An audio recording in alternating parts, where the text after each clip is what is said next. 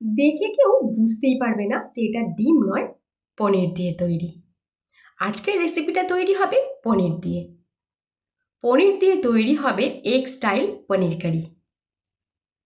প্রথমেই পনিরটাকে গ্রেট করে নিতে হবে। গ্রেট করা পনির থেকে কিছুটা আলাদা তুলে নিতে হবে। দিয়ে দিতে হবে হলুদ গুঁড়ো, নুন, লঙ্কার গুঁড়ো, জিরে গুঁড়ো আর ধনে গুঁড়ো। ভালো করে একবার মিশিয়ে নিতে হবে। তারপর এর মধ্যে দিয়ে দিতে হবে একটু ময়দা। ময়দাটা দিয়ে আবারও ভালো করে সবটা মিশিয়ে নিয়ে এখান থেকে ছোট ছোট গোল গোল করে বল তৈরি করে নিতে হবে। এইভাবেই সমস্তটা তৈরি করে নিয়েছি। বাকি যে পনিরটা আছে সেই পনিরের মধ্যে দিয়ে দিতে হবে স্বাদ অনুযায়ী নুন আর ময়দা। নুন আর ময়দাটা দিয়ে খুব ভালো করে একদম ঠেসে ঠেসে মেখে নিতে হবে। এখান থেকেও ছোট ছোট করে কেটে বল তৈরি করে নিয়েছি। এবার দু হাতের সাহায্যে এরকম চ্যাপটা তৈরি করে দিতে হবে। আর এর মধ্যে আগে থেকে তৈরি করে রাখা যে বলটা আছে সেই বলটা দিয়ে দিতে হবে। এবার দু হাতের সাহায্যে এটাকে ভালো করে মুখটা বন্ধ করে দিতে হবে। তারপরে এটাকে দু হাতের সাহায্যে ভালো করে এভাবে ঘুরিয়ে ঘুরিয়ে ডিমের আকার দিতে হবে। নিচের দিকটা একটু বেশি করে প্রেস করতে হবে, নিচের দিকটা একটু সরু হবে যেরকম ডিমের হয়, আর উপর দিকটা একটু চওড়া। এইভাবেই তৈরি করব সবগুলোকে।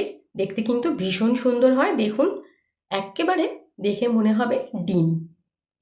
এইভাবেই পনিরের ডিমগুলোকে তৈরি করে নেব। এবার কড়ার মধ্যে একটু তেল দিয়ে তার মধ্যে তৈরি করে নেওয়া পনিরের ডিমগুলোকে ভেজে নিতে হবে। যারা একদমই মাছ মাংস ডিম খান না, এইভাবে কিন্তু একবার পনিরটাকে ট্রাই করতে পারেন। দেখে কিন্তু একদম ডিম মনে হবে।